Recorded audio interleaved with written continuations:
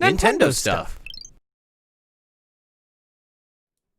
Welcome to Nintendo Stuff. My name is Brandon Miracle. This is episode 75. I'm joined by my friends Logan and Paul, and very special guest, a friend of mine and a friend of yours, Steve Bowling of Good Vibes Gaming. Hey, how's it going? Thanks for having me. Yeah, man, this has been a long time coming, honestly. For sure. I have to ask this though, just now realizing how you did that intro. Do you always say Logan first and then Paul for that YouTube money? No. This has come to mind, but no. It takes him an extra second to remember my name, so You should just create even like though Brandon's known him like a heck of a lot longer. I've known you for like 21 years. Wow. Paul and I met in kindergarten, for those of you who don't know. Unfortunately for me, I don't remember us meeting in kindergarten, but Paul does. and you know what? I still love you anyway. Yes, I'm glad because, if I were in your shoes, I probably would have been offended. It only hurts a little. So if you are a frequent member of Nintendo Stuff in the Break Room Arcade, you might be wondering where we've been for the last couple months. And the biggest thing I can say to that is this pandemic Being sucks. forklift certified. That too. But mostly this pandemic sucks. I think we've done like maybe 2-3 podcasts since the pandemic started. And me and Brandon were talking the other day about how it's like, wait a minute, we could be doing this remotely like we used to do before we were doing it in person. Why haven't we done it? We did a couple with Animal Crossing, but Yeah, that we did. just says how long ago it's been since we've done one of these. It's it's taken a toll on me mentally, but I'm glad that we're here and doing it now. Especially if you're subscribed to the channel and you saw that video we uploaded yesterday of the Fire Emblem 30th anniversary video, or 30th anniversary edition. I'm sorry. You'll see it behind Logan, and you'll see mine somewhere back that way. And mine's somewhere in here. So if you haven't checked it out, make sure you do that. And Steve, before we get started, why don't you let people know all about you? Wow. So, I mean, I like long walks on the beach and about my work. Yeah. So you might know me from a little channel called Game Explain. I was there for a while. I've written features on IGN, Kotaku. I co-hosted Kind of Funny. If you like bad opinions on good games, you've probably read something I've written before. I also did the Nintendo Life thing for a while. But currently, you can find me at Good Vibes Gaming, as Brandon mentioned, which I'm going to spare you our YouTube URL because we don't have a custom one yet because we're not that cool. So we are at good-vibes-gaming.com. However, if you'd like to keep up with all our behind-the-scenes antics and listen to me screw up on every single thing I do, you can find me over at patreon.com/gvgaming. Throw us $1, throw us $5. I don't care. I love you anyway. But that's where you'll find all the cool stuff that I stay up late at night thinking about and asking Brandon to conceptualize and create for me. So if you're wondering why there hasn't been a podcast, it's because I am constantly bothering Brandon at about 1 a.m. It's okay. He So keeps he's me up at probably night very too. So Yeah. I'll just wake up to an at Marrowleaf. I got a question for you, and Yeah. I'm like, hey, it's always either yo or hey, I have a question for you, and it always leads into like some spiraling series of questions. And I feel so bad for Brandon, but he's always so gracious about helping us out, and so I truly appreciate it. Today's news tonight. My primary show would be super ugly without Brandon's help. It would still be a navy blue background with an outdated logo. So I super appreciate all you've done for us, and I'm sure other large YouTubers like Rogers Base and Game Explain appreciate all the help you've given them as well. yeah, it's it's funny for me because like a year and a half ago, I would have considered myself like the farthest from the outside of like this industry, but like I look at myself now, especially over the course of this year, and I've gotten so invested in so many different places. At the beginning of the year, I started working with Roger. It's funny, like we met up in Chicago over brunch, and he just like offhandedly mentioned, "Hey, I want you to be my editor," and I was like, "Oh, sure." I will do that for you. And then after that, a couple months later, I received a message from Andre out of the blue to help with the Game Explained 10th anniversary video. And then I can't remember when you first contacted me, Steve. I think it was shortly after I started doing stuff with Roger. I just got that first message about, hey, do you know how to do this stuff? And I was like, yeah, I do. So my history with Brandon is that we met at a Game Explained meetup at E3 2019, and Paul I tried was to there be too, like by really. the way. Yeah. Oh, I that's was right. awkwardly like lingering in the background. It's what I'm good at. So I hate to say it, but when you're like at a meetup, and you're just talking to tons of people, it is really hard for specific interactions to kind of stick in your mind. Like I remember meeting I want to say Chris Niozzi, because he was a voice actor who then like shortly thereafter became embroiled in controversy about all kinds of bad stuff. And I was like, oh, there's a selfie with me. Like we have a picture together, and I should probably explain that. And then there was this kid who runs a channel called Xenogamer, and he was very shy and asked me to autograph something for him, which I felt really, really good about. And then there was Brandon, and I don't remember how we ended up getting into this situation, but I basically demanded he draw something on Andre's badge. Yeah. And I was like, and that was like the sticking point. But I remember, Brandon and I were talking, and I kind of got the feel that he was good at this video making stuff. And so I was like, oh Boy, man, is I should he. probably, because I'm completely self-taught, and it totally shows. So I have leaned on Brandon for help with like roadblocks I run against numerous times. He has saved my bacon on a ton of occasions. And if you like most of my better performing videos, Brandon probably had something to do with all of them. I do want to mention that like being self-taught isn't necessarily like a bad thing, because the very first time I made a video, I didn't have any idea what I was doing, and Everyone starts somewhere. Yeah, and it persisted that way for like 6 years before I got into college and really, started figuring out how all this stuff works. And I'm assuming the same could be said for you, Logan, and Paul. Yep. What, for like just our respective arts, Yeah. I guess? Yeah, more or less.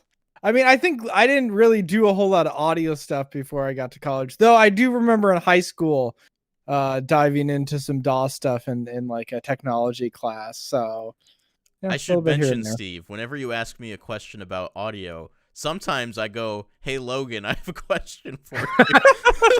Well, I'm glad to know it continues along a path. It's like a lazy river. So my policy with anything is make yourself redundant, right? I have certain skill sets, right? And my goal is to make sure that everybody who's involved in the things that I'm involved with can also understand that. Now, they might not understand just to my degree or whatever, but it, like, for example, Brandon knows stuff about audio because I was like, hey, this is how this works, right? And so he has some basic understanding, and that makes him a better creator too, because all of a sudden, like, the audio for his projects that I'm not involved with are just, a little bit better, So make yourself redundant, especially like as an organization, because it just makes things so much easier overall.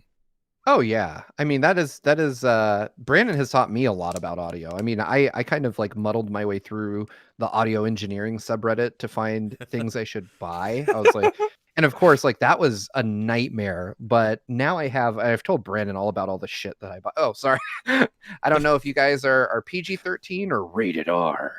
We try to keep cussing to a minimum, but it has gotten out from time to time. All of the cool stuff that I have purchased. So, I'm talking into my ridiculously expensive SM7B, and I bought a DAC, and I used to be on like an AT2020 USB mic. It was fun. And then I mean, that's what we're all using is just AT2020. Well, yeah, but you guys are in like carpeted rooms, and you have things. And these are all XLR too. When I started out, yeah, I was on an AT2020 USB, and I was in an apartment with completely bare floors and nothing in the room except a couch and a television. And I was like, wow, this doesn't work. And I ended up having to like move my recording stuff into my closet, because I went down this like deep rabbit hole. I was not prepared to do YouTube content. I was, until I joined Game Explain, I just wrote. Like I wrote for Nintendo Life. I didn't make videos, and they brought me on, and I was like, okay, this should be simple. Just grab a microphone and read your script that you already wrote. You're good at the writing thing. And I was like, this sounds like I'm in a gas station bathroom. And I went to the GX guys to ask them, because I bought all the things they told me to buy, and they were like, we don't know. And so I ended up like watching, there's this YouTube channel that I went to kind of start to learn, called Booth Junkie, with this guy. I want to say he's Scott Delgadio, which I thought was funny. I'm like, Booth Junkie, and your last name has audio in it.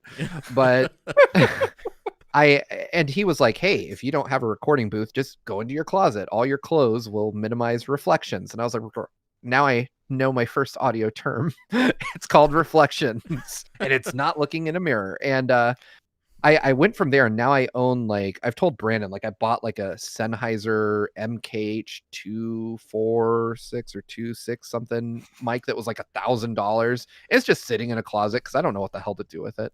I got this fair, thing. I tried to talk you out of it for a second. I was like, He did. you could probably go a little lower than that. And I was like, no, I want to use what they use on power. television. I'm going to be a star. Maybe someday I'll use it.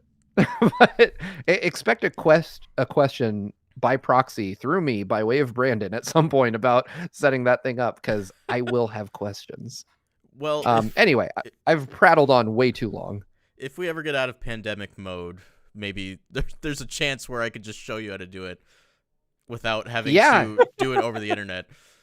I desperately want someday. My hope is that GVG, Today's News Tonight, I will eventually someday have the ability both, to safely host a in-person podcast like what you guys do. When the world isn't crumbling and in flames. Like I have that dream of just 3 or 4 people able bantering back and forth and have it just completely on camera. That's the dream. And I've, it was funny when I first met Brandon and I was deciding whether or not he was a person that I should really like drag into the chaos that is my professional circle. I watched your guys' podcast and I was like, holy crap, like this is really good stuff. Game Explain could learn from this. And I started just I've advocated for Brandon ever since. I'm like, hey, you guys do incredible stuff here. Like you are severely underrated as a channel at 1.7 thousand subscribers. Like if you're one of my people and you're watching, go subscribe right now. Thank you for rounding up. I would appreciate it if you did. Yeah. Hey, totally fine. But I mean, I totally respect the amount of expertise that goes into the creation of your guys' content. We really appreciate that too, because one of the things that we set out to do when we started really hammering down on Break Room Arcade is we were watching a lot of YouTube channels, especially me. I basically live on YouTube for most of my day, and I saw a lot of what of my my favorite creators were doing, and I was like, I hate to say it, but I can do better than that. So we put a lot of that time and effort into just making this look and sound as good as possible, as well as adding some personal flavor and touch, as you would do. And I'm glad that it shows, because it means we're doing something right. It absolutely does. Yeah. So to get into the main body of today's show, we're looking back at Nintendo's 2020 year. And I'm not going to really sugarcoat this. It's not that great when you really look back at it. So we're just going to go release by release through 2020, talk about some of these games, and you just kind of reflect on how they fit into our lives, if we've played them, just general stuff like that. And right at the top, on January 3rd of 2020, Dr. Kawashima's Brain Training launched for Nintendo Switch. And I got to be completely honest with you, and Steve, I think you mentioned this before the show, I forgot that this game came out. Yeah, so I was thinking about when we were, because one, it came out in Europe a long time before this. Did it? Like I remember we were wondering when the hell it was going to come out in the States, because I think John had it for a while, and I think they did a promotion where there was a stylus you could pick up, like a Switch stylus for this game. Or maybe I'm thinking Japan. I'm not crazy. It never came out here. We forgot because it didn't come out. I'm looking at the release dates right now. It came out in Europe in January. It's still not here. It just never came out in the West. We're number one at being last. Apparently. Are we supposed to get it? To be fair, I mean, you could look at the current state of affairs in America and be like, yeah, they need something stronger than training for those brains over there. So Dr. Kawajima's I'm not enough. Yeah, they need a real medical doctor at this point. America needs an MRI. So while this game didn't come out here, I can't remember who, but someone I follow on Twitter did not seem too keen on this specific release in the Brain Training series. I don't know if you have any input on that or if you've even touched it. I haven't, which explains a lot as to why I didn't know it was not out in America yet. I do have a European account, but again, this is one of those things where I've played a lot of the other brain training games, and I was like, do I want to play this with anything but a stylus? Like, yeah, I can't imagine wanting to use touch controls or anything else. Like, give me a pen and I'll play it. But for whatever reason, Nintendo decided not to bring it out here, and I'm kind of okay with that. I think that ship has kind of sailed for me. I'm as smart or as dumb as I'm going to be for the rest of my life. Yeah, there's no room for improvement in my brain. Taking it on to our next release in January 17th is Tokyo Mirage Sessions Sharp FE Encore. I never played this on Wii U, and I have to say, I still haven't played this game.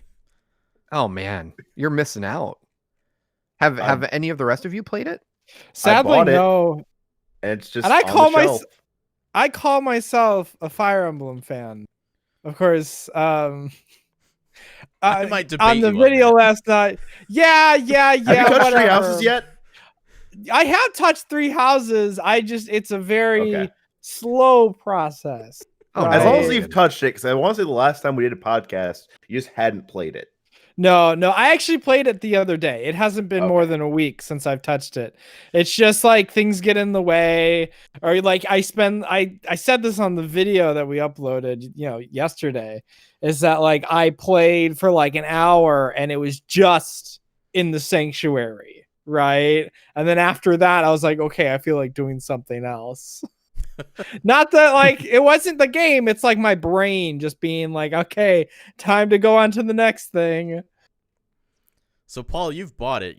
Did you buy it on Wii U? Yeah, I bought it years ago with a fidget spinner that was Flash themed. And then it's collecting as much dust as the fidget spinner. Did you end up buying the Switch version? My wife wouldn't let me. I asked, but she's like, if you have it on Wii U, then don't buy it again. Don't play it on Wii U.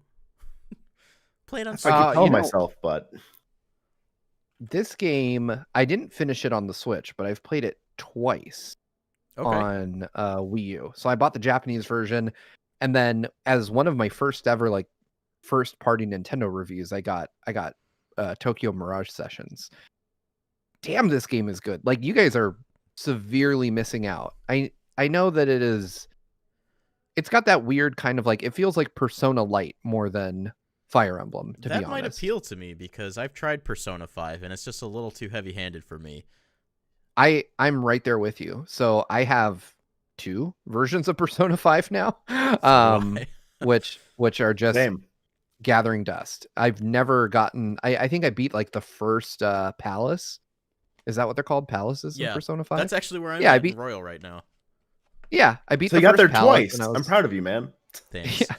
And I was just like, this isn't for me. Like, Persona 5 is a game that just does not respect the player's time at all. You're like, telling me I was at 80 hours and I'm like, okay, I have to be almost done. I was not almost done. 140 hours. Yeah. Woof. See, when I hear that number, I'm like, yeah, no, I'm okay. I'm not gonna make it. And I've tried multiple times to pick up Persona 5 I think Tokyo Mirage Sessions scratches that itch, but lets you wrap the whole thing up in like 35 good hours, which You're selling me, and I already own it. it's the perfect RPG length. I'm telling you, it is the perfect RPG length for someone with a job. Like if you have other We responsibilities, might have a show about that. then there you go. So it's perfect. So I think you should absolutely play this. And it was one of those ones that I was waiting for before I mothballed my Wii U forever. So I'm happy it's on the Switch. And for it also has some quality of life improvements. Like if you really just want to crit path the hell out of this thing, you can grind out levels in the Switch version super fast and just experience the story at like light speed. So definitely try it. Definitely dig into it. It's absolutely worth it, and is probably, looking at this list, one of the best first party games Nintendo released this year. Well, you One basically of. sold me. Because I mean, I love Fire Emblem, and I'm one of those New Age fans who got on the train because of Fire Emblem Awakening. And thankfully, this game, as far as I know, has a lot of Fire Emblem Awakening persona in it, doesn't it? Like, Yeah, the main a character ton is of them. Braum. Yeah. And I like the aesthetic and the whole design of Persona, like the flashiness, the color schemes, the kind of leaning into the anime, but also this is actually Shibuya Crossing kind of thing. So it might be time to finally give this a shot. Absolutely, man. I think you'll come away from it pretty pleased. Have me back on when you're done with it. Okay, bet. Nice. Moving on, we got Pokemon Mystery Dungeon Rescue Team DX. That came out on March 6th. I love the original Pokemon Mystery Dungeon. I had Blue Rescue Team on Nintendo DS, and I think I completed that game. Not just finished. I think I did everything I possibly could have done. There was something about that game that was just pure magic to me. And I I turned into a Mudkip on the DS version back when I first bought it. And I didn't like Mudkip back then. So I was a little bit miffed, but I'm one of those people that's like, this is what I turned into. I'm going to live with it, and, maybe some romance will bloom, Now I love Mudkip, as it turns out, because I had a whole 30-40 hour adventure with it. When I started Mystery Dungeon Rescue Team DX on the demo version that came out before the game did, I did the quiz, and lo and behold, I turned into a Mudkip again. So apparently I haven't changed much in 10-15 years. It's your spirit Pokemon. Apparently it is. Paul, did you also play the original Mystery Dungeon? I think you did. Yeah, I don't think I did as much as you did. I think I probably played it for 15-20 hours, and then I set it down. Mm-hmm. And I was one of those petty people that didn't get the Pokemon they wanted, so I just kept redoing the quiz until I got which one I wanted. Luckily, I think they let you choose now if you want to do that instead. Has anyone else here played the remake? I played the demo, and then I was like, that was fun, but I'm not really drawn towards it. I don't feel like I'm going to dedicate the financial resources to acquiring a copy. I meant to buy it back in March, and now it's December, and I still haven't. So I was going to buy it too. I ended up not doing that, but my wife did. And as far as I know, she's played through the game all over again. She also played the original on Nintendo DS. And I think this is a fine remake, but Pokemon Mystery Dungeon has had a lot of ups and downs in terms of quality, and I don't think it's ever been better than the original. So, if you're looking for a quality Mystery Dungeon game, I think this is a good place to start. But maybe don't dig too much deeper into the franchise after that, because there's not a lot of good entries in this series. Moving on to a good game, or a more globally good game. Okay. Is Good Job, that came out on March 26th of this year. Steve, I know that you like this game a lot. Oh my god, this is so. I mean, you guys know I work a traditional 9-to-5, and this came right as the pandemic was really ramping up and companies were starting to send people home. Yeah. And the catharsis of just trashing an office is so good in this game. And the fact that, I mean, this speaks deep into my soul as somebody who has spent decades literally working in office scenarios, and just there's always some bumbling idiot coworker who gets everything wrong and nobody likes, but somehow holds on to their job. And there's always the people saying oh, it must be related to one of the higher ups or have dirt on someone important. And just to get to take on the role of that person in this exaggerated, stupid, it's just a silly game. And the way Nintendo dropped this, the art style, all of it just works so well. And I remember the first time I launched a copier through a wall into a bullpen full of, just crap, and seeing everything shatter. I was like, oh yeah, this is stuff. This is my stuff right here.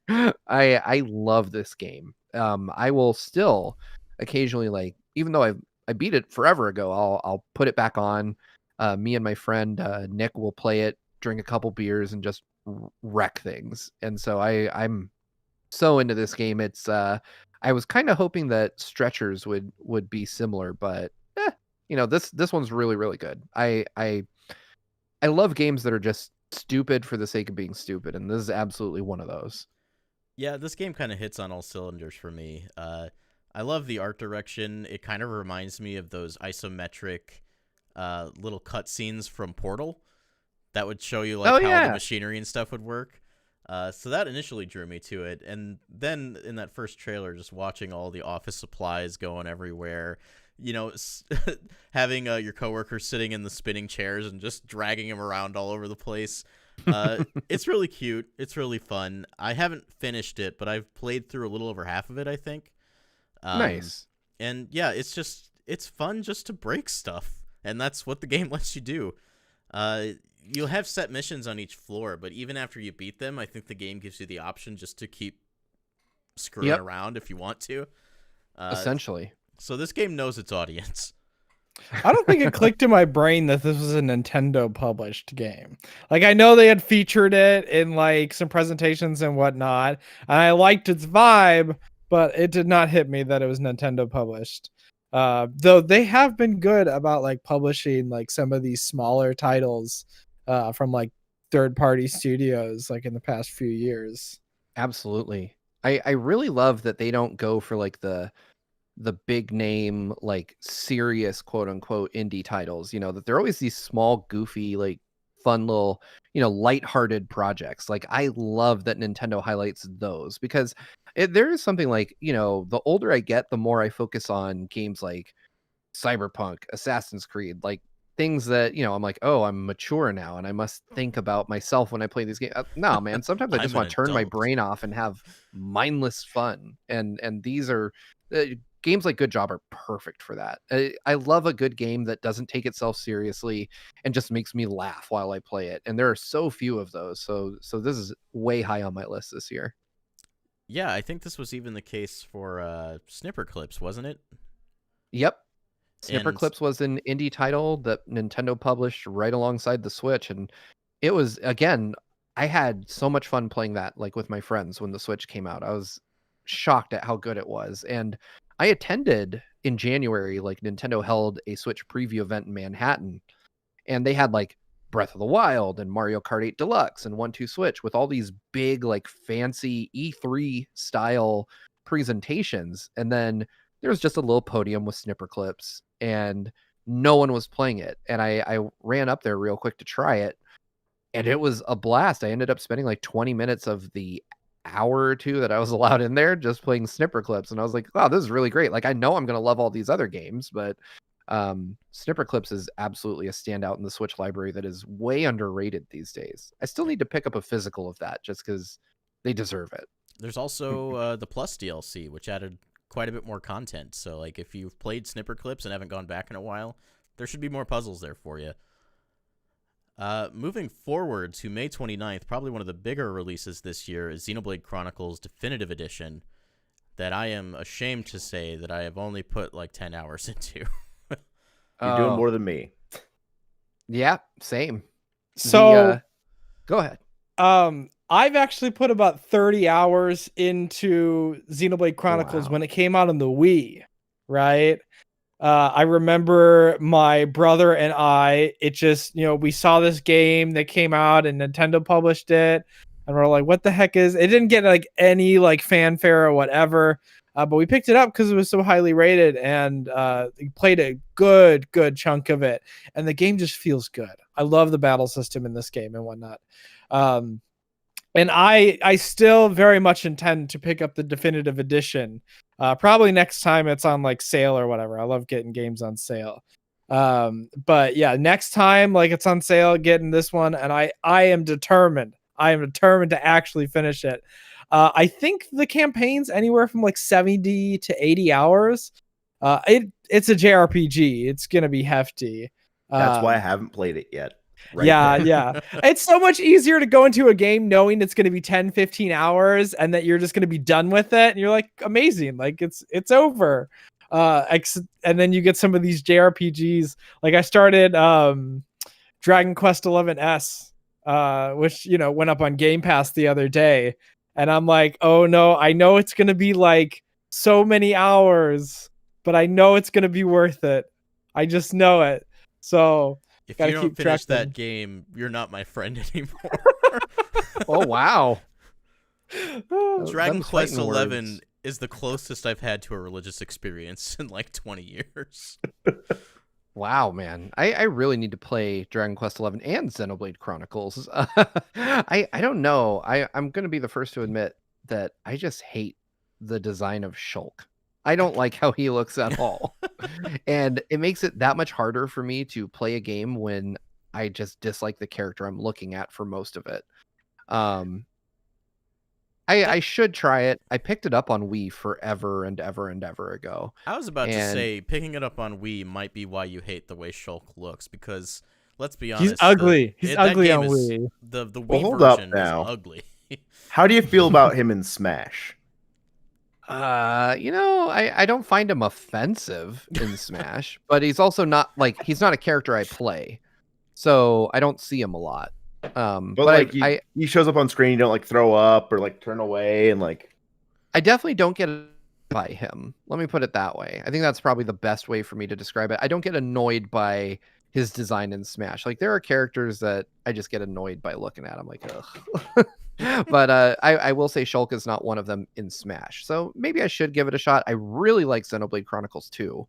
Me too. So I should at least probably try this. But then there is the fear of the time commitment, right? Like if I get into it, now suddenly I'm on the hook for dozens of hours and I'm already playing Yakuza Like a Dragon, which I'm trying to finish.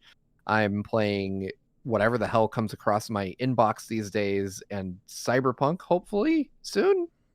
So I'm terrified to try to play another game knowing that I'm just going to put it down and have to work on another game. That being said, man, Cyberpunk is 5 days away. So I'm probably not picking up anything until then. I've been anticipating that for far too long. It's especially difficult too, like with a game like Xenoblade Chronicles, because like if you set that game down and then you don't come back to it for even a couple weeks, sometimes it's just hard to come back because there's a fear of like, I don't know what I was doing, I don't remember what was happening, and I want this experience to be complete in my mind. That's what happened with me in 2.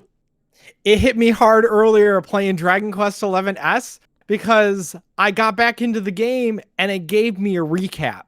And like I hadn't played any of it, so it wasn't like a huge issue, but it still like hit me and I'm like, even if I come back after a while, they'll remind me exactly what just happened. And that's like a feature that needs to be in every RPG ever. It really does. Yeah, you know what's interesting? That feature, as far as I can tell, probably happened somewhere else before, but Phantasy Star 4 for the Sega Genesis had that.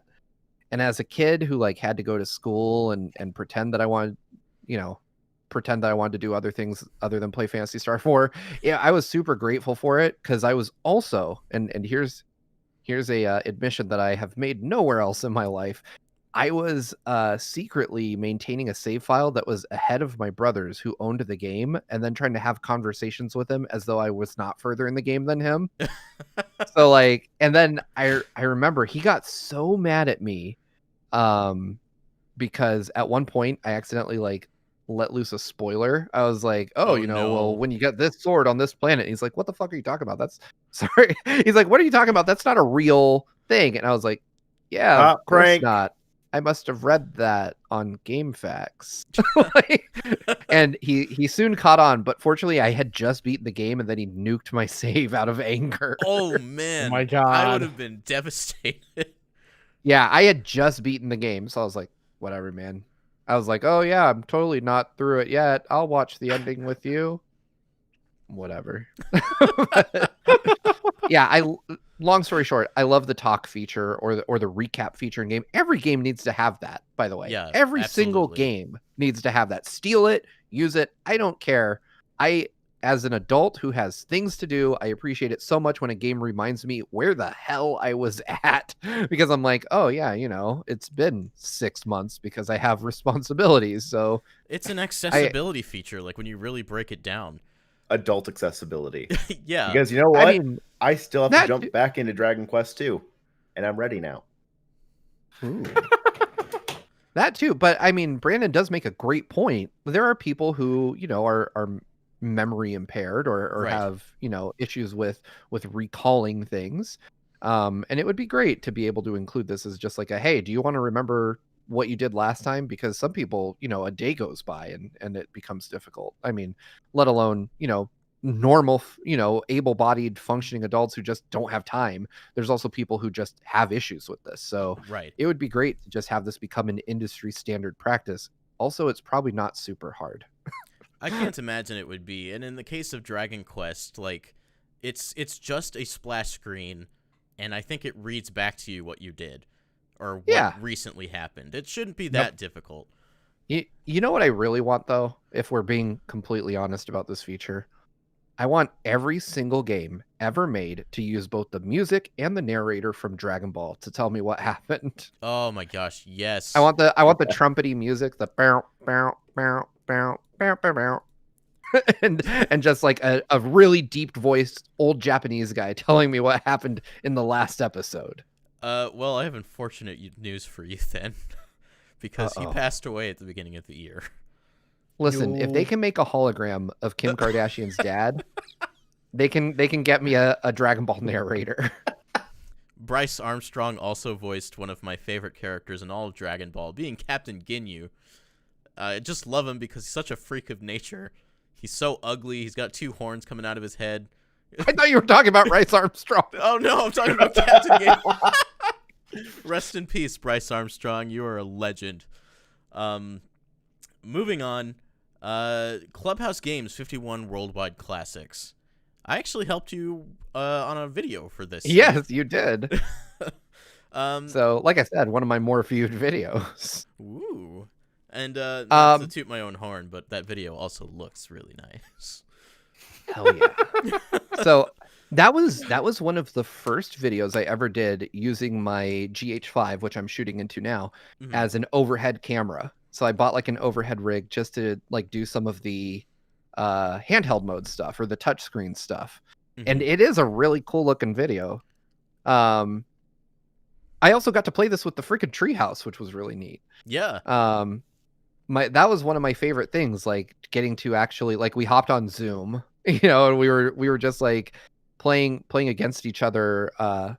And I held my own. We tied with the treehouse, but it was a surprising hit in my house. Like I thought Clubhouse Games would just kind of pass by, like, oh, whatever. Nintendo needs to fill a slot in their 2020 calendar and we're all bored.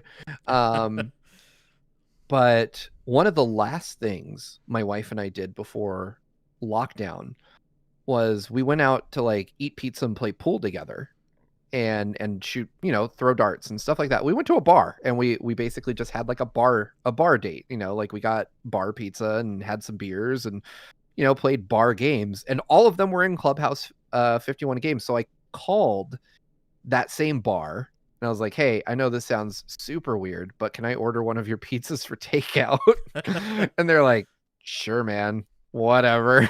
And so I got like a 6-pack of beer and I bought like a a pizza from the same bar and set up like darts, and we played virtual darts with the Joy-Con in our room, and just kind of recreated our last date before lockdown.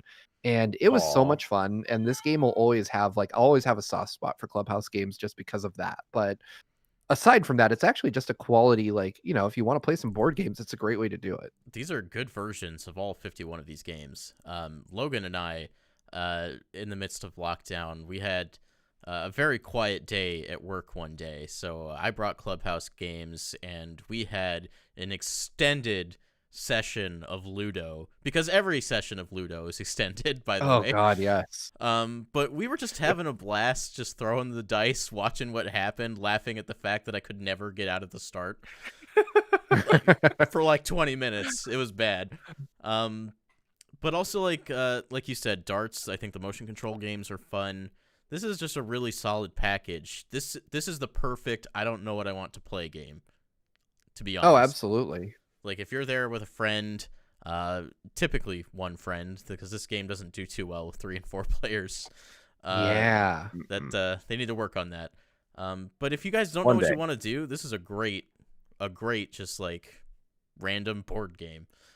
Because it's so like non-committal. Like you just you can play a few games, and they're not that long.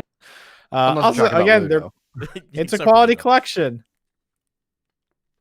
Yeah, I think it's a really great collection of games. I agree with Brandon though that it falls apart once you go beyond 2 players. I think it's something like it's like Clubhouse 4 games once you get to 4 players. Super limited. Yeah, and I wish Nintendo, and there were games that logically could have had more than 2 players that just don't. Bowling.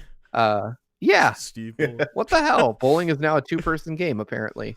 So yeah, just a lot of weird choices that they made, but overall, like you said, it is still a really fun collection of games. And if you're hanging out with just one of your friends and you just don't know what the hell to play, there's not a bad choice on that list, really, except for Ludo if you don't have a lot of time. I played a match. I was recording it for the review with Andre and Jeff Grubb, and it was like a 45-minute game, even though I never got out of jail. I was stuck the whole time. It was ridiculous. So you didn't play, you watched, essentially. Basically, yeah. I mean, I'd roll the dice, but whatever. It never did me any good.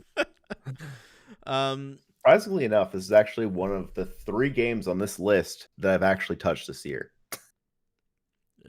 How much have you played of it? I think I played it like a couple evenings. Just kind of farting around with a couple of the different games. I had a squad of 4, and I was really excited to try out some stuff. And then we played Sorry, and that was, I think, 1, 2, 3 options. Oh, yeah, Ludo. And it, like we've mentioned, it takes a literal eternity. Yeah. This game means a lot to me from the perspective that I miss the Wii series games a lot. And I never thought that I would get to the point where I would be missing, like Wii Sports and Wii Play. But I miss that more casual Nintendo experience. And this kind of hones in on that for me. I still would really like a Switch Sports Resort or a Mii Sports Resort, but this is as close as we've gotten to that, I think, since the Wii era died. Yeah, that feels accurate. Right after that, on June 15th, I think they shadow dropped this. This was Jump Rope Challenge. Yep. Which is just a rabbit, and you can do some jump rope. And they made it in quarantine. They were like, we just felt you needed some exercise. And they're right. And I definitely need more. I could use a little myself. This was an interesting one. I've not played it at all. It's not even available now. It was an interesting foreshadowing of the rest of the year. Nintendo's like, hey, want to see a limited time game? And apparently that must have went really well, because we all know what happened later on. But I will admit, I was like, I saw Wario64 tweet out. He's like, this is the last day you can get Jump Rope Challenge. And even though I didn't care about it at all, I was like, damn, I got to go grab the Switch. I need to get this. And I have it because I did exactly that. But I'm like, why? Why do I have it? Am I ever going to play it? Maybe, but I also have Ring Fit, which I'm ignoring. So I downloaded it, and I'm like you. I never launched it, but there's a difference because I do have Ring Fit, and I'd much rather hop into that to get some exercise than jump rope. Oh no, I challenge. mean I do have Ring Fit. I just don't play Ring Fit either. Like I literally told like I moved in with my wife in early March, and I was like, oh Mhm. man, I've been really into this game, Ring Fit. It helps you work out. And I that was the last time I talked about it. So maybe someday I'll actually break it out, because I keep telling myself like, oh man, you need to do something about your whole situation. And Ring Fit is the answer to those problems. But you know what? Pizza is a lot easier to eat than Ring Fit is to play. You know what? I can sympathize with that. I've put a fair amount of time into Ring Fit Adventure. I do think it is a great way to work out, and it's also a fun game. So, like, I would implore you at some point to give it a shot. Well, we all know you're the squat god. I am. For a very, very brief time, I was the number 13th ranked squatter on Ring Fit Adventure in my birth year. And that's what spawned the Squat God name, because I've never felt that incredible in my life. Wow. How about the Squat God rap that never got released? We recorded it, but it never got released. I feel like that needs to drop right now. You know what? Maybe it'll happen. Squat God rap. Hashtag Squat God rap. We're not promising a good rap, but we're promising a rap, I guess. Excellent. So there's a couple other releases here, like Shakedown Hawaii, SpongeBob SquarePants. Has anyone here Game of played the any year. of those? So THQ sent me like their SpongeBob SquarePants, like super, what's it called? Like shiny edition or whatever the really expensive one was. Rehydrated edition. Yeah. Or something. The like Uninspired $200 game. one or whatever it was. And I opened it up and it was neat. I was like, oh, SpongeBob figures, like these are cool. And then I put the game in and I was like, yep, this isn't going to sell very well at all. This is a no good, very bad game. First off, I did not play the original SpongeBob Battle for Bikini Bottom. I did not. I was not of the age where I was interested in SpongeBob, but I can appreciate that people like things I don't like. That's fine. And I decided to put it in just to try it out. And from what I heard, I had to go back to people who like this game and be like, what the hell is wrong with the rehydrated? And people universally told me that the rehydrated version is just bad and it is not indicative of the quality of the original, which I have to say I really hope so, because I mean this felt like an Unreal Engine fan game to me. Ooh. Yeah, like when you play like the oh man, Castletown recreated in Unreal Engine 4 and it looks really good. And but then you're like, why does about it? Why does Link feel like he's running on ice? Like, why does every single movement feel wrong? Why does he also look like a goblin? That too. Like, man, they're like, man, I picked up the best Link model off of Steam Workshop, guys, and I just dropped it in here. Santi in the chat says Rehydrated isn't as good as the original, but he still had fun with it. But it feels really cheap. It has a major Nintendo hire this man vibe. Yeah, I love when people say that. They're like, look at this, Link is ray traced, you have to hire this person now. I mean, don't get me wrong, I want like a 4K uber realistic Zelda at some point in time, but I also don't want to trade in my Switch for it, so see you in 8 years. The thing with like Battle for Bikini Bottom, and I didn't want to like rain on anybody's parade, but when this was first announced, I got just a ton of bad vibes from it. Subscribe to GVG. We own vibes here. And I just could tell that it was not going to turn out. I don't know what it was about it. Maybe it was that Nintendo hire this man vibe, but there was just nothing about it that looked good to me. And this is as someone who wanted to play the original and never got an opportunity to. Oh, and wow. I know one of the aspects that people dislike, and correct me if I'm wrong, Santi, since you've played, is that this is a really popular speedrun game. and I don't know that all of the aspects of the speedrunning community and the techniques and tricks that they use translated to the rehydrated version. And like that's the reason this game gets talked about for the most part these days, is that it has a really lively speedrunning community around it. And if that's the entire demographic talking about your game, you should probably appeal to them. But, you know, You'd think. I'm no genius. Moving on, where's my tab go? In your Hisase heart also and in your says mind. They brought a lot of the tech, but also cut a lot out. This next game I absolutely adored, but I know is quite quite divisive amongst fans. Paper Mario: The Origami King. Steve, have you played this? A little. I slept on this because I had only recently played my very first like Paper Mario game to completion in the 1,000-Year Door for Game Explain's first like season of Game Club. Oh, right, yes. And I liked that a lot. Like I had fun with that. I was surprised. I did not expect to enjoy myself playing that. And I mean, schedules being what they are, and schedules being what they are, game to play while also playing a different game, because I was reviewing The Last of Us Part 2 at the same time. It was definitely like a back-breaking amount of work to play a ludicrously long Mario RPG and a AAA contemporary game. But Totally. I had a lot of fun with it, and I was cautiously optimistic about Origami King. Seeing it, I was like, well, it looks beautiful, and it definitely looks like a game I want to try, but I don't know that I care enough to, go out and pre-order. And so I asked, I want to say Derek and Andre were playing it for Game Explain at the time. And so I just asked them, I was like, hey guys, you know my history. Do you think I should go out and buy this? And both of them were like, no, don't waste your time.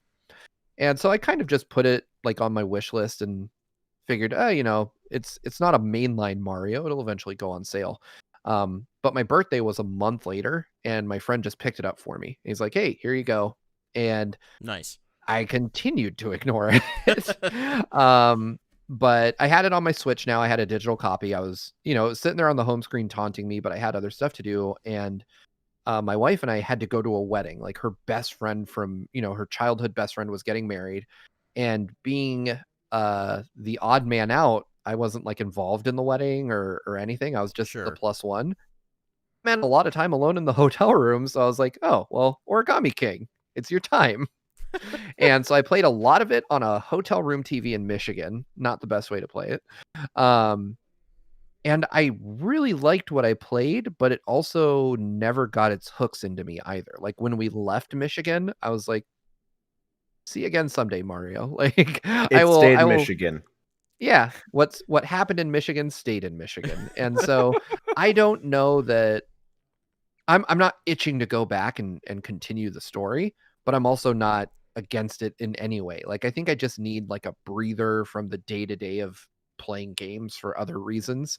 Sure. And then, to sit down, and there's also just, I feel the sense that I've got to devote like more time to this than I would most other games. Like it's not easily like digestible in small chunks the way other Switch games are. Like right now I'm hopping in and out of Hades, like trying to see how I feel about that before the Game Awards. Out time. And I feel like I can drop Hades, and just walk away and then come back like a day later and I'm right. I don't need I don't need to recalibrate. I also don't need to set aside hours. I can set aside 20 minutes to play some Hades and then leave.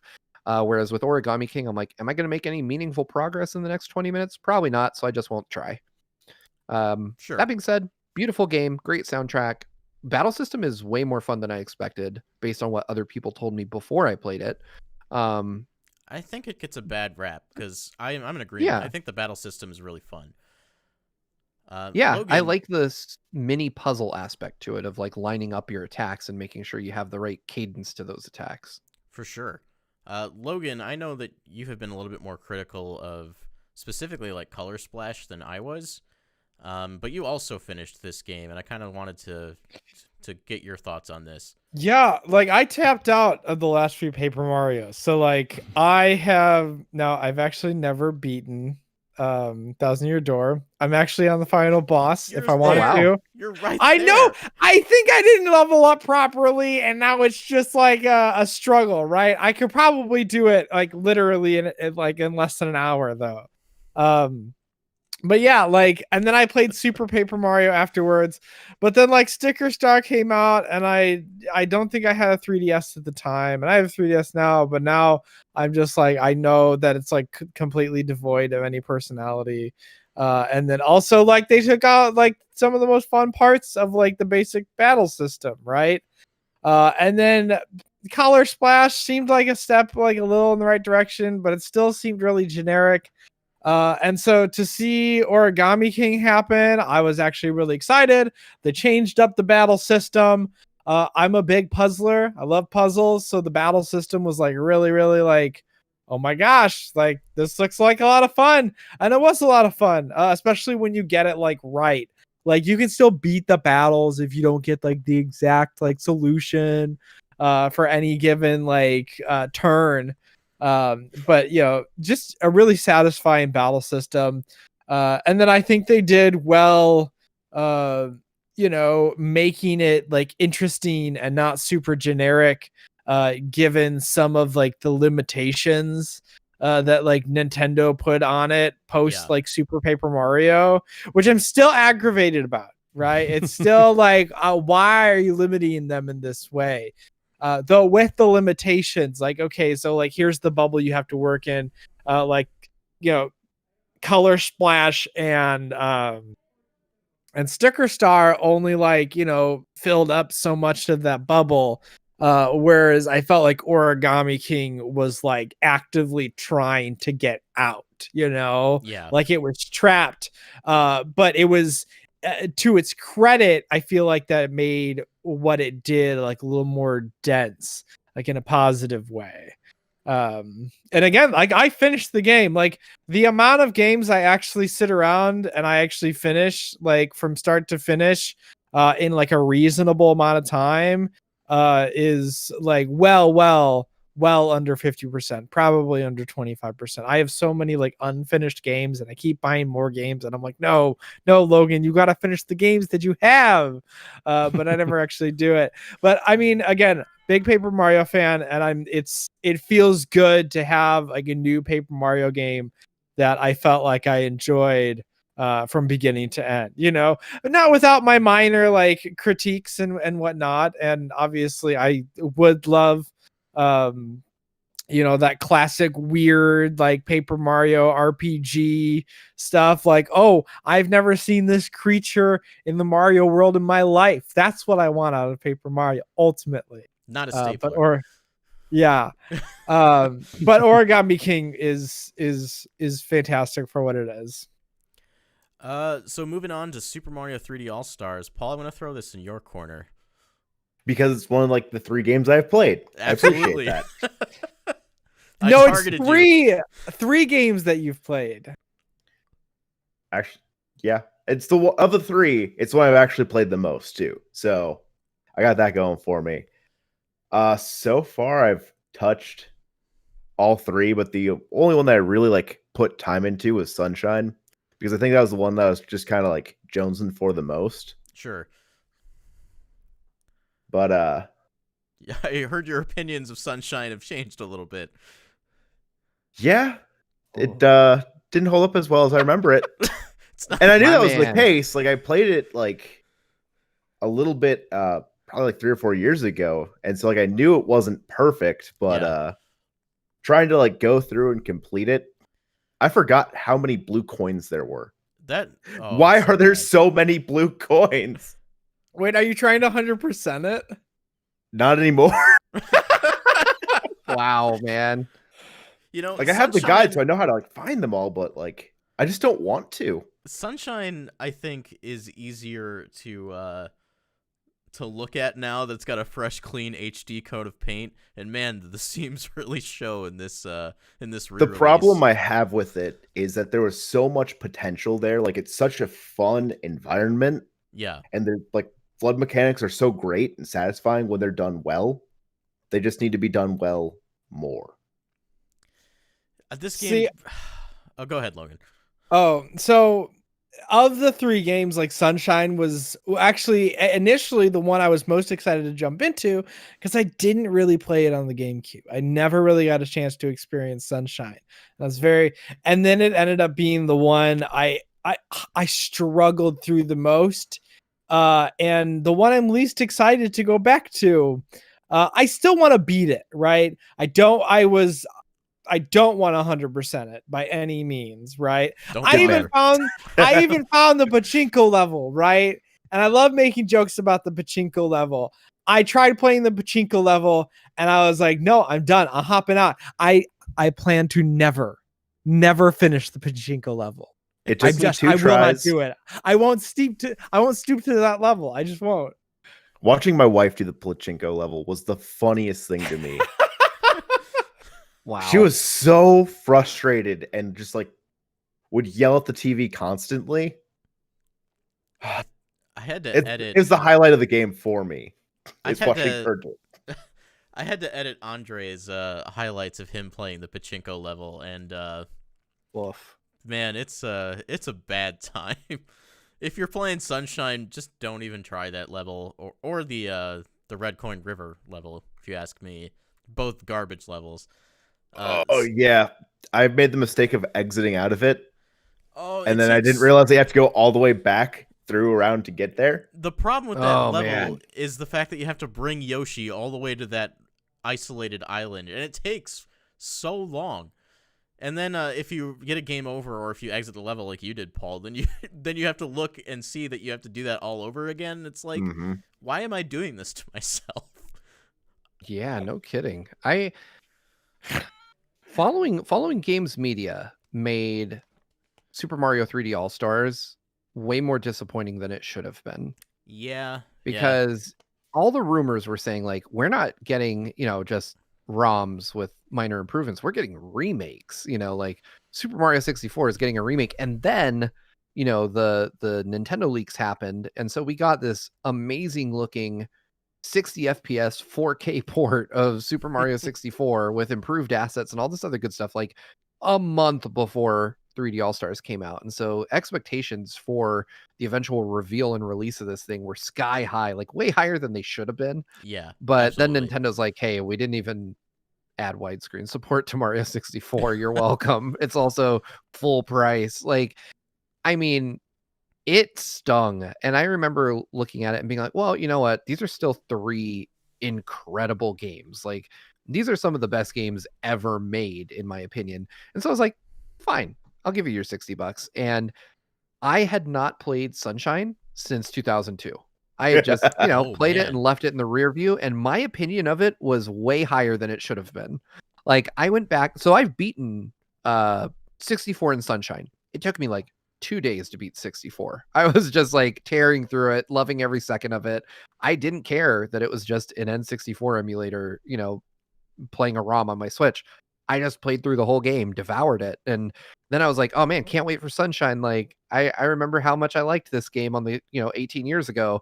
And oh no, that game is so bad. It's not a good time. I remember just being like, oh man, I remember how hyped I was. I remember getting it home from GameStop. I remember gleefully playing this thing. And then I played it as an adult and I was like, why did I ever like this? It's like finding out your favorite food from when you were a kid is like made out of pressed cat meat or something. Like, it was just abysmal. And I still suffered through it so that I could get to Galaxy, but I was so fatigued from beating Sunshine that I was just like, I don't even want to play Galaxy. I'm just tired.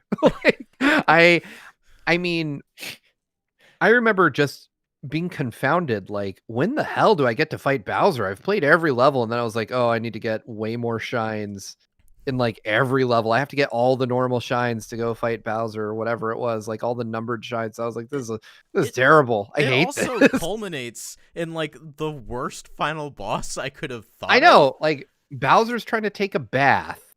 And you're like, oh, I'm going to come here and ruin you and your kid. Like, why Mario? Like, he's not really messing with you. It was his vibing. It was his little kid's jerk fault. kid. that did all this, and you're like, well, I'm gonna go screw up your dad real bad because I'm Mario and I am a being that runs on pure spite, apparently. I mean, that is the ultimate way to get back at someone. Beat up his dad right in front of him. While he's taking a bath. It is kind of a power move. I don't know if it's a power move, like assaulting someone's dad in the bath. I mean, there's a weirdly sexual energy that comes with assaulting a naked man and his child that I don't want. Well, I mean, it is fair, Bowser though. Bowser's always naked. Well, that's true too. So like every time I don't know Mario how to beats feel him about up, any he's of naked. this. I'm very conflicted about a grown man who walks around naked and encourages his kid to do the same. I'm also conflicted about assaulting said man in the bathtub. At least Bowser Jr. is, kind enough to wear a bib. That almost accentuates it, though. Imagine if you went to work wearing a shirt and nothing else. Everyone would be like, "Look, Brandon, pick a lane and stay in it." I mean, that was my lane, man. We can't confirm that we can't confirm that he isn't only wearing a shirt right now. So that's true. I mean, I don't even know where we go from there. You haven't seen what's below, and you're not going to. Behind the curtains.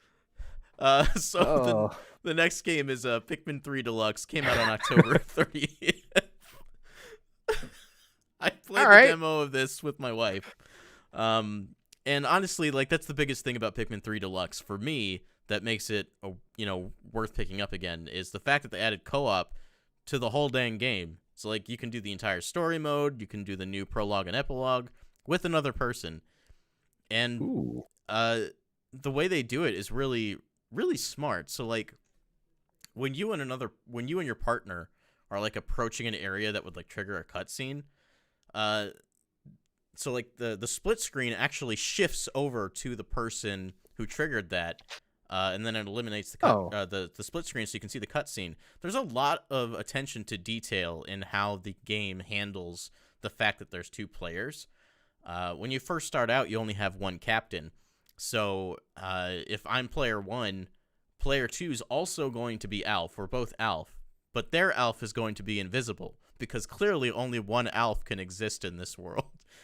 And on their screen, their Alf is visible, and mine would be invisible.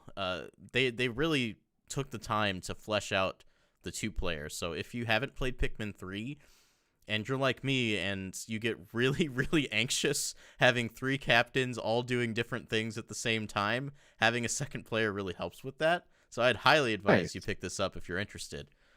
Has anyone else played it? I mean, I played a little bit of the demo, and I mean, I adore Pikmin. I've beaten the first one. I played it as a kid, didn't beat it until I was an adult. Never really played or finished the second one. I'd love for a re-release of the first and second one on the Switch. And I would also just love to pick up Pikmin 3 Deluxe at some point. Because again, I have played a good chunk of the demo, and it's really, really satisfying. I think this is now on my list of games to pick up because I'm always looking for just a cute, fun game to play with my wife. And I honestly didn't know they added co-op mode. Just how much I've been actually that's why I haven't bought it yet, because I don't have a wife, so I don't have a co-op partner. Well, I mean, you could open a Tinder account and just say looking for a +1 for Pikmin, right? I bet it would. Okay, so Tinder is a nightmare. But I am talking to a few people through Tinder right now, so maybe I'll just spring the question. But I'll have to say hey, once this pandemic is over, you want to come over and play Pikmin?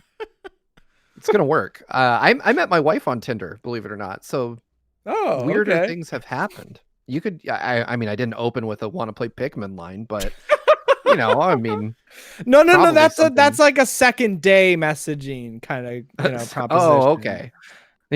Now that we've broken 24 hours, Pikmin. Let's talk about plant people.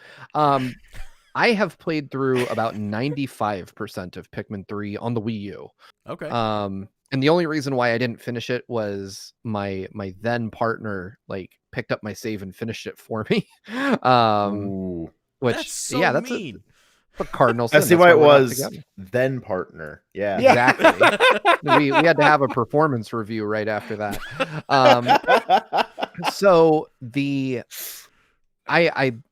wife, however, like, is in love with plants. She has plants all over the house and everything. And so when I saw Pikmin 3 Deluxe was coming out, I was like, I know who this is for.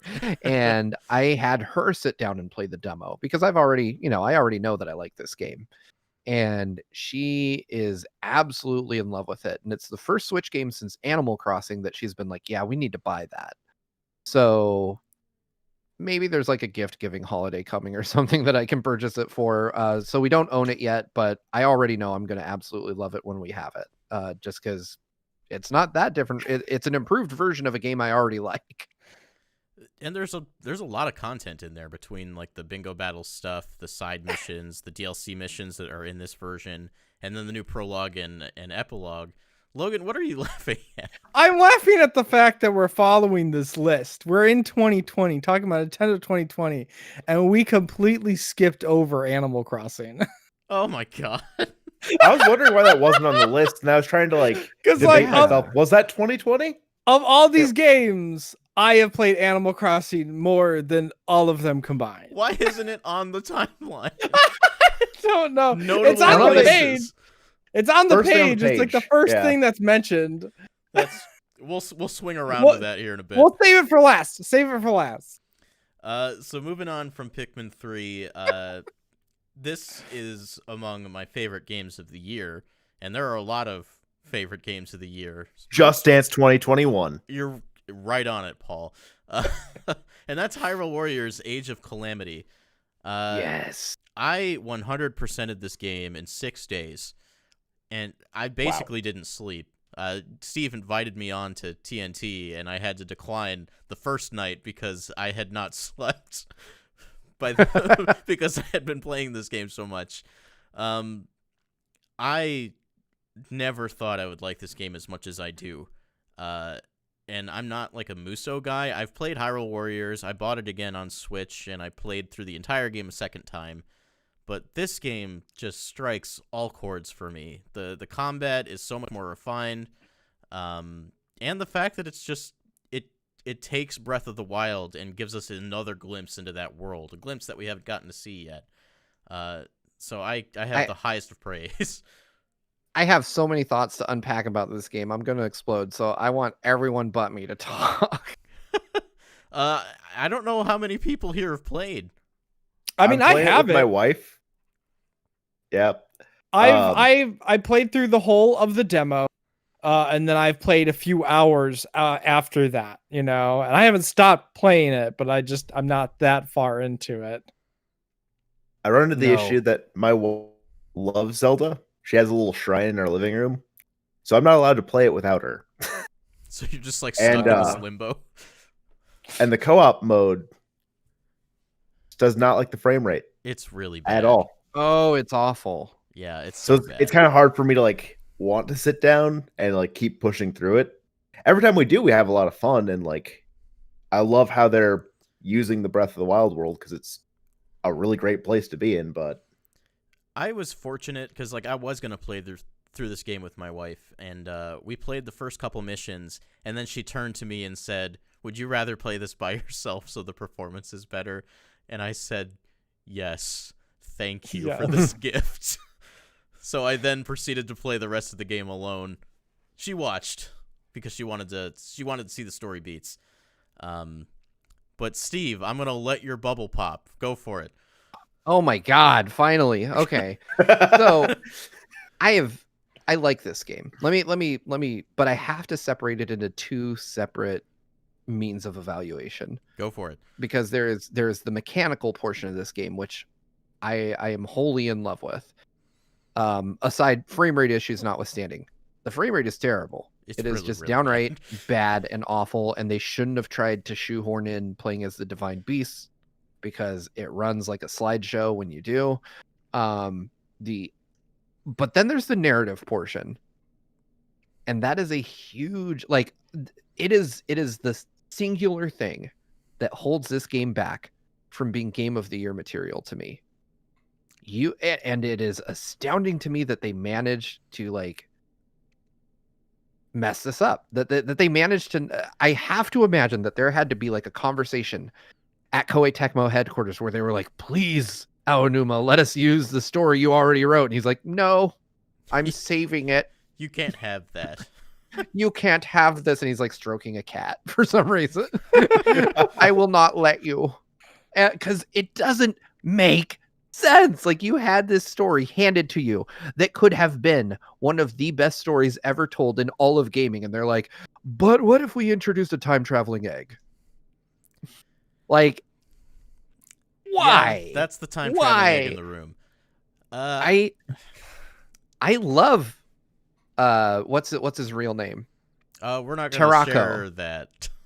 Oh, sorry. I didn't know. Is there a spoiler in the egg name? Well, I guess not, but also we'll just try to tread carefully. Right. Kevin. So It's so Kevin trying to avoid spoilers. We all know that there's time travel-y stuff if you've played the demo or the opening 10 minutes, right? Yeah. And from that moment, I was like, "Oh no, no, sweet child, what are you doing?" Like, I desperately wanted to see, like, it's hard without discussing it, but let's just say if you've played Breath of the Wild, you have a good idea of what happened 100 years ago, the major moments. Right. And I would say that from the very beginning, they kind of start planting the seeds of, no, this ain't that. No, And things are going to play out a little bit differently than you might remember. right. How I feel about this is that I feel the same way certain types did about Final Fantasy VII Remake, when they were like, "This is unfaithful," and shaking their fist to the heavens. That's kind of where my mind was at. Yeah. Yeah, and it's upsetting to me because, at least in the case of Final Fantasy VII Remake, I could be like, "Well, you have Final Fantasy VII. You can go play that. I don't have my original, Breath of the Wild, but 100 years ago to refer to." So I have to wonder what leaves me puzzled, and we won't know for God knows how long until Breath of the Wild 2 comes out. Like, is this canon? Is it not? Like, where does this leave the Breath of the Wild universe? But I still think if you just gave me the major story beats that we saw in Link's memories from Breath of the Wild 1 and put a Musou game around those, it would have been one of the best games I've ever played. Because you would have taken some pretty good mechanical stuff and some incredible story stuff and merged them, and I probably would be screaming that this is the best game I've played in all of 2020. That being said, Breath of the Wild is a good game, maybe even a great game, but it just doesn't quite reach those heights that I know it could. You mean Hyrule Warriors? You said Breath of the I'm Wild. sorry. Oh, sorry. Breath of the Wild is way up there. That's a life-changing game. But I think Age of Calamity is a good game, possibly great, but doesn't quite reach that like upper echelon of like the best games on the Switch for me, because the narrative doesn't boost the narrative kind of falls flat for me. So I fall on the other side of the spectrum for this, but without like being able to go into details, we can't like discuss it super hard. But I consider this as a companion piece without like living in the exact world that we know it comes from. And good on the game for setting the precedent from the very beginning and not leaving us, with some kind of shock value twist halfway through that, hey, there's time travel involved. Yeah, I think for me, I was hoping, like, I was holding out hope that the twist would be like, oh snap, the timeline still goes the way you thought it would. Like, to me, that would have been like, yes, like, still give me, what I'm hoping for is like a Breath of the Wild Die Hard. But yeah, I mean, it does work incredibly well as a companion piece. It's still just kind of, I don't know. I think that, without going into spoilers, I think there's another way this could have played out that would have taken this game from an 8 to a 10. I'm hopeful, and given that I've 100%ed the game and there is an obvious hole in a certain area of content, I do think there's DLC on the way, and the hopeful part of me is that DLC will fill the role that we initially thought the game was going to fill. Oh man. So I'm hopeful for that. You and I are going to sit down and talk about this story on another occasion when everyone in the room has finished it. But moving on from Hyrule Warriors Age of Calamity, we forgot about quite possibly one of the most prolific games of 2020 being Animal Crossing. Game. I was about to say the biggest Nintendo game by a large margin for 2020. I mean, it's the second best-selling game on the Switch. Which is saying probably going to be the first, too, yeah. Yeah, it's gaining on Mario Kart. Paul, I actually want to start with you because you were not an I've also played fan. this. Oh, there's that too. So the only experience I've had with Animal Crossing before New Horizons was City Folk, which I've heard maybe wasn't the best Animal Crossing experience to It's the worst start one. with. It's the worst one. So safe to say, my opinions going into it weren't, or my expectations weren't sky high, because from City Folk, I just kind of imagined that I just wasn't Animal Crossing type person. But wow. I ended up loving New Horizons. If you have a good Animal Crossing game in front of me, I might actually enjoy it. And I didn't think that it would be something that would like resonate with me, because I don't really have a lot of time to sit down and play games, which is why I haven't played most of the list. But this one hooked me. It hooked me hard. It's rare that I put as many hours as I did into Animal Crossing into like any game. Yeah, that's saying a lot. Especially considering I was working like 50, 60-hour weeks when this game launched. I remember the day that like you 19 weeks. I remember the day you messaged me and you said I caught the bug, and I was like, heck yeah, you caught the bug. I was waiting for it because I'm also not like, previously I wasn't the biggest Animal Crossing guy. I played like 50, 60 hours of Animal Crossing New Leaf, and that was the first time I really started to enjoy the series. But then I put over 200 hours into Animal Crossing New Horizons.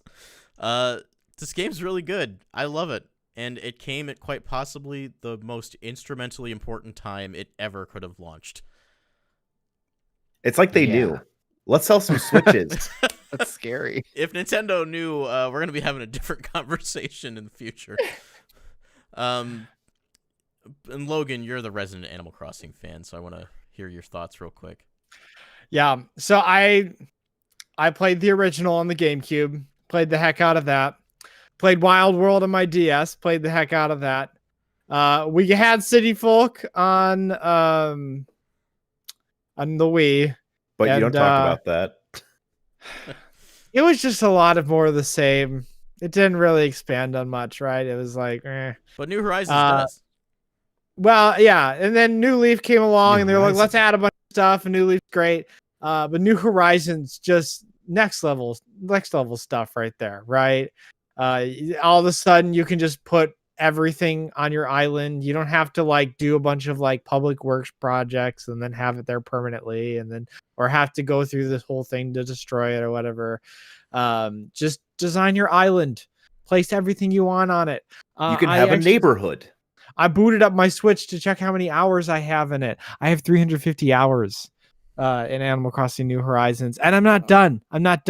I like, you know, I've mentioned this to y'all before, but like I had one goal in mind when I started my journey, and that was a specific design for my rivers. And I finally finished that design, and now everything outside of it, it's like, okay, what do I do with all this space? And so I'm still in limbo with my island after 350 hours. I haven't gotten bored. There's still money there's still things to spend money on, which is a huge issue in like some of the older games. It's like, okay, well, I spent all my money on all my upgrades for my house, and now I have all this money, but like hardly anything to spend it on. I think I maybe have half of the recipes at this point. Good right? And so for somebody like me who like really enjoys these games, that's the bread and butter. It's like, oh my gosh, there's still collectible things to do. right?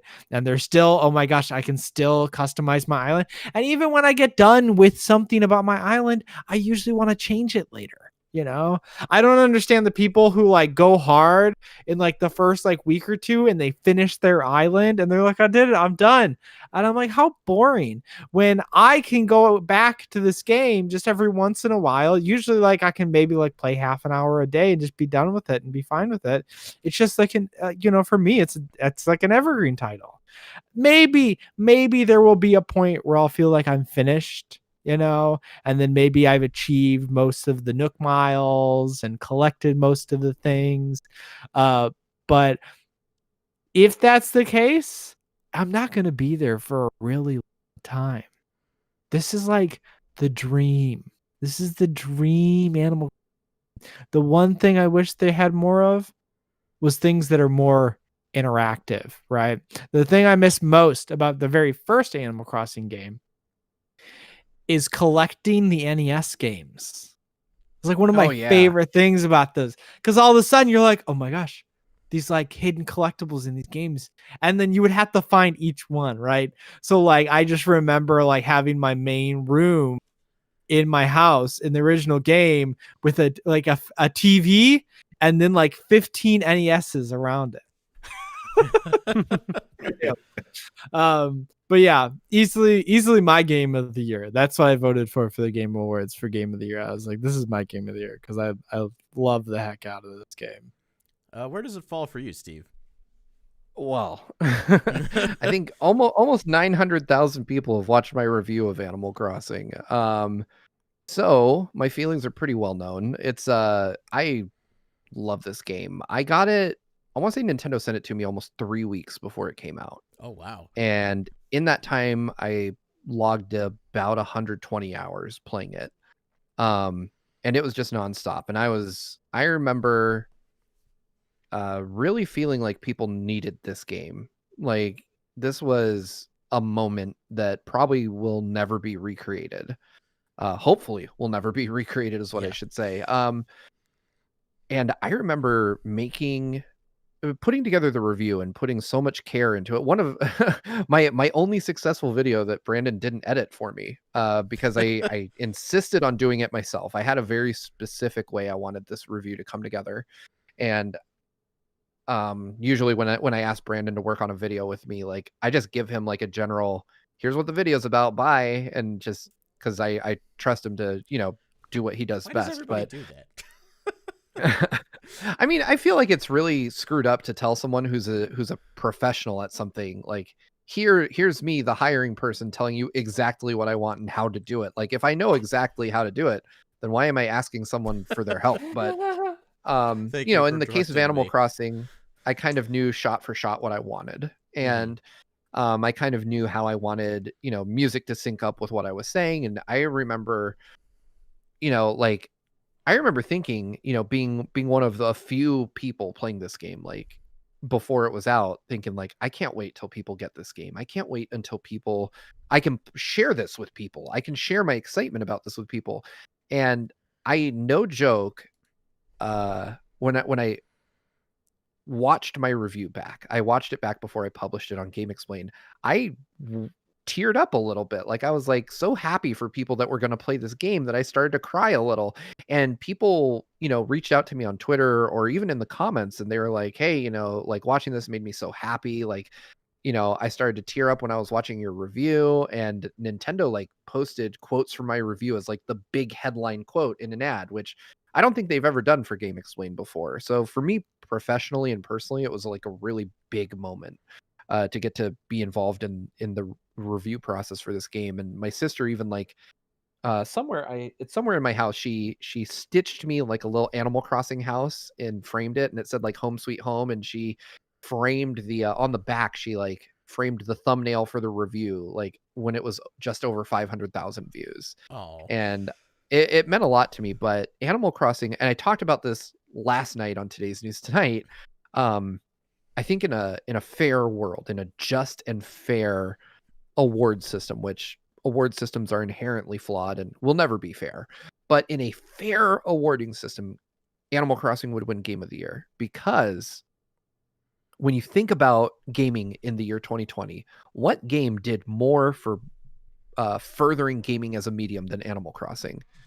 Think about all the people you've probably heard of, and I don't know your personal experiences, but I guarantee each one of you has probably heard of somebody who bought a Switch just to play Animal Crossing.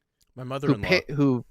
Yeah, my mom, my dad, both bought Switches to play Animal Crossing on. I've played multiplayer games with my mom for the first time in my life. I've been doing this for 38 years. She has bought me games for 33 of those years.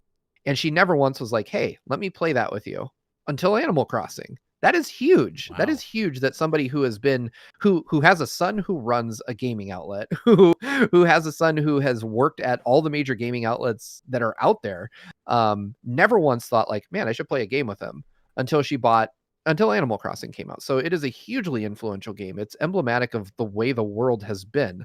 And it's something that absolutely deserves like the highest recognition you can give this year. But The Last of Us Part 2 is going to win. That's a whole other thing. But yeah, I think Animal Crossing for me, if you want my personal history, I played it on the friggin' N64. So like I imported the Japanese N64 version, then picked up the GameCube version, then played City Folk, like, so I've played a lot of Animal Crossing in my life. And, but I will say that, as Logan kind of alluded to, it started to feel a bit less fresh, like it started to feel like we were starting to retread things, and New Horizons just shakes up the formula just enough to make it feel completely new. Like you drop in and it's a game that becomes progressively more familiar, which is something Nintendo's not great at. Taking a game, making it feel foreign, and then the more you play it, making it feel more familiar. Yeah. And that's one of the things I love. Like, I love that now when I log in, it looks like an Animal Crossing game. But when my first day playing, I was just in the dirt with Tom Nook in a tent. Like, where the hell is everything? But now I've got like Gundams and dinosaurs and all kinds of crazy stuff all over my island. And it's just my perfect little haven. And just like Logan mentioned, like, I always get the bug to tinker. Like I end up just, being like, well, I want to change that one thing. And then that turns into like, well, now that I've changed that, this other thing on my island needs to change now too, because it doesn't feel right. And you endlessly tinker. But I do have to offer one criticism. And that is the island designer could be so much better. I mean, like, I love how they changed how you decorate, like your interior decorating, kind of more in line with Happy Home Designer. I want something like that for terraforming for my island. Like, I don't want to break out my shovel and go through 1 animation, 2 animation, 3 animation. Like, it is tedium. I really, really want to just undock my Switch, grab a stylus, see my map on my touchscreen, and just draw things in as I want them, look at it and be like, that's not good, and endlessly do that. Like, I could spend days doing it that way.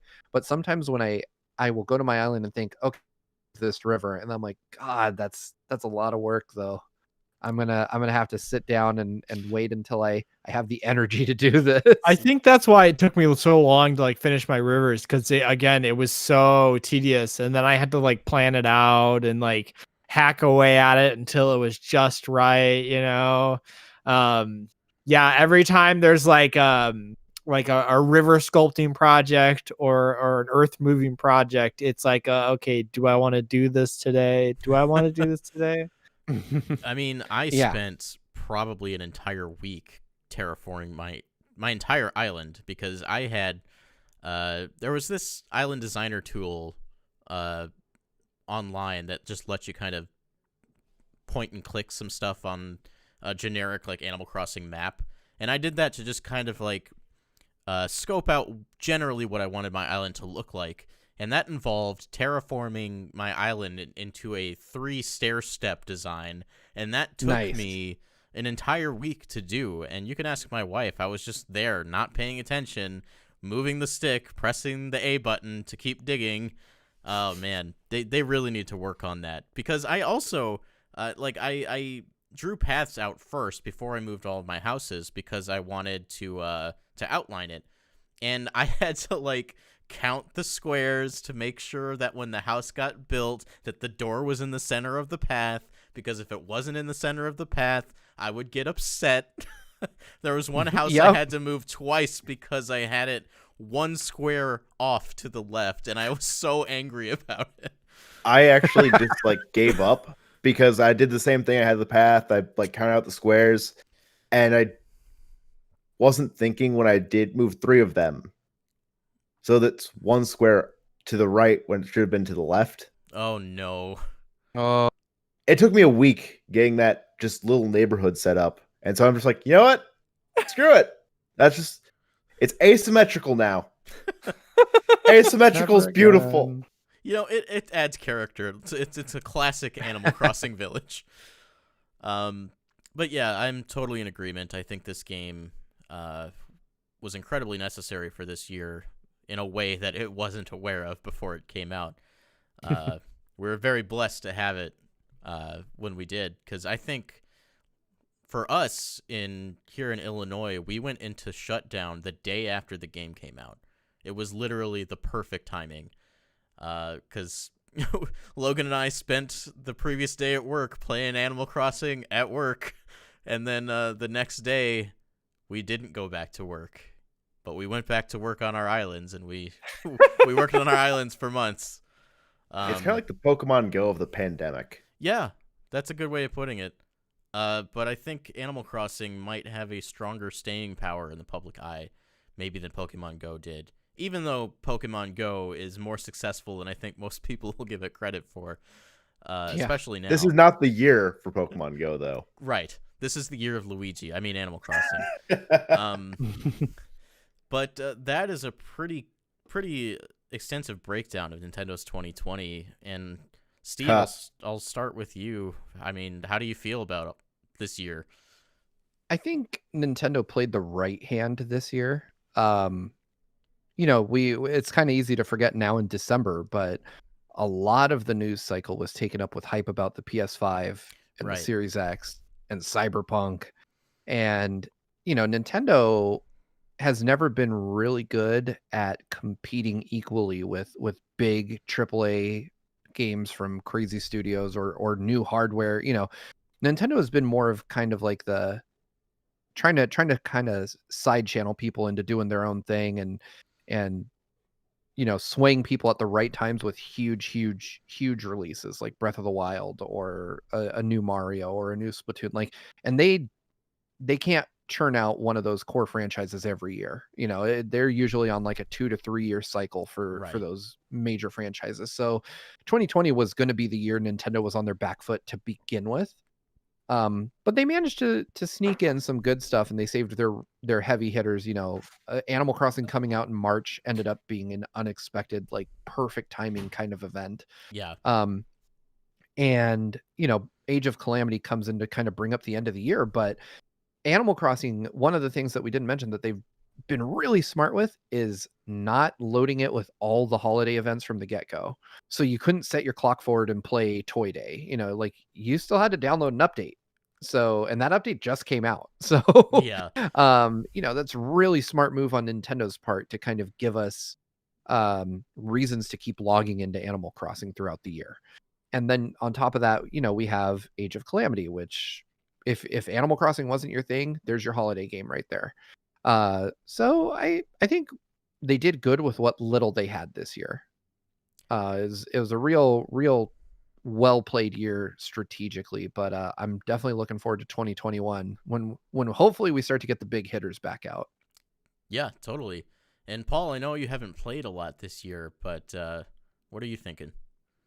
I mean, it's kind of, this wasn't the year of Nintendo in our household. That kind of went to Sony, but I mean, one of the biggest standouts from this year was Animal Crossing. It was something that me and my wife spent a significant portion of time playing, and when it comes to thinking back to the beginning of this mess of a year, it's kind of a staple in the back of my mind. So they at least won in a good portion of headspace for me, and I'd say that makes it a pretty good year. And for you, Logan? considering the circumstances, I think Nintendo did about as well as they could have. They still had a good selection. Obviously, like going back to Animal Crossing, like Animal Crossing was my game of the year. It was the game that I still am playing, right? I haven't put it down.